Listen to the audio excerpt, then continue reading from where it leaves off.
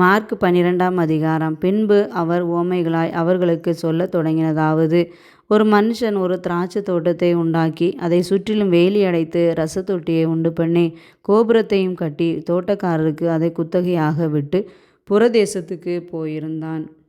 தோட்டக்காரரிடத்தில் திராட்சை தோட்டத்து கனிகளில் தன் பாகத்தை வாங்கி கொண்டு வரும்படி பருவ காலத்திலே அவர்களிடத்தில் ஒரு ஊழியக்காரனை அனுப்பினான்.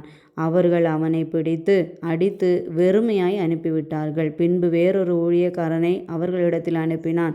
அவர்கள் அவன் மேல் கல்லெறிந்து தலையிலே காயப்படுத்தி அவமானப்படுத்தி அனுப்பிவிட்டார்கள்.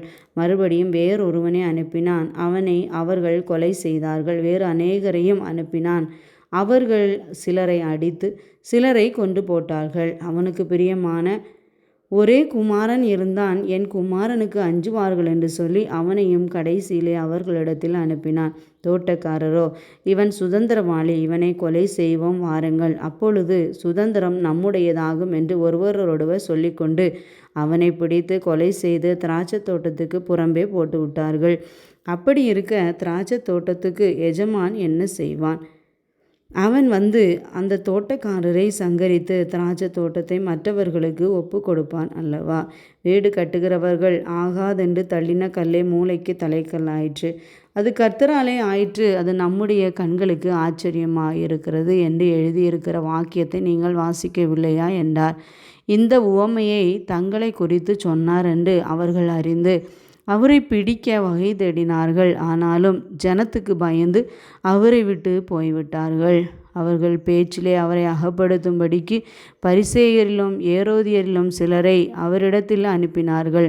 அவர்கள் வந்து, போதகரே, நீர் சத்தியமுள்ளவர் என்றும் எவனை குறித்தும் உமக்கு கவலை இல்லை என்றும் அறிந்திருக்கிறோம். நீர் முகதாட்சணியம் இல்லாதவராய் தேவனுடைய மார்க்கத்தை சத்தியமாய் போதிக்கிறீர். ராயனுக்கு வரி கொடுக்கிறது நியாயமோ அல்லவோ? நாம் கொடுக்கலாமோ கொடுக்கக்கூடாதோ என்று கேட்டார்கள்.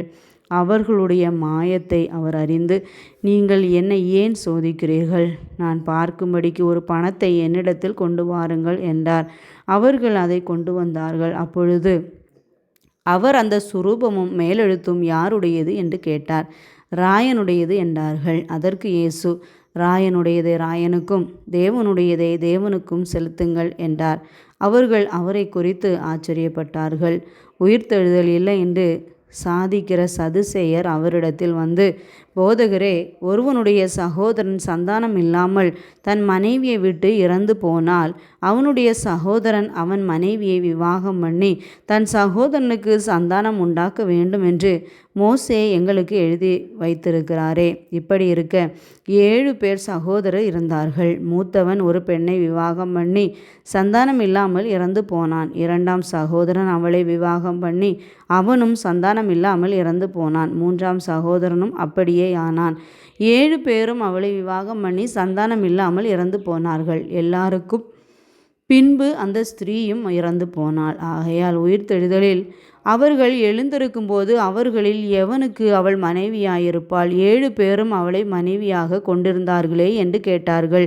இயேசு அவர்களுக்கு பிரதியுத்தரமாக, நீங்கள் வேத வாக்கியங்களையும் தேவனுடைய வல்லமையையும் அறியாததினால் அல்லவா தப்பான எண்ணம் கொள்ளுகிறீர்கள்? மரித்தோர் உயிர்த்தெழுந்திருக்கும் போது கொள்வனையும் கொடுப்பனையும் இல்லை. அவர்கள் பரலோகத்தில் இருக்கிற தேவதூதரை போல் இருப்பார்கள்.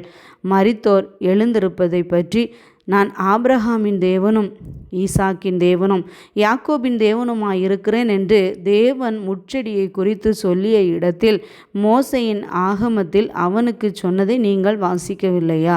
அவர் மரித்தோருக்கு தேவனாயிராமல் ஜீவனுள்ளோருக்கு தேவனாயிருக்கிறார். ஆகையால் நீங்கள் மிகவும் தப்பான எண்ணம் கொள்ளுகிறீர்கள் என்றார். வேத பாரகரில் ஒருவன் அவர்கள் தர்க்கம் பண்ணுகிறதை கேட்டு அவர்களுக்கு நன்றாய் உத்தரவு சொன்னார் என்று அறிந்து அவரிடத்தில் வந்து, கற்பனைகளிலெல்லாம் பிரதான கற்பனை எதுவென்று கேட்டான்.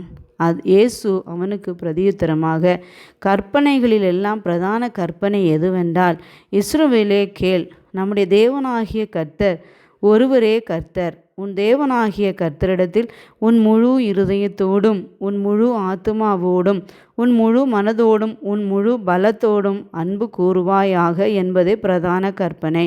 இதற்கு ஒப்பாயிருக்கிற 2ஆம் கற்பனை என்னவென்றால், உன்னிடத்தில் நீ அன்பு கூறுவது போல் பிறனிடத்திலும் அன்பு கூறுவாயாக என்பதே.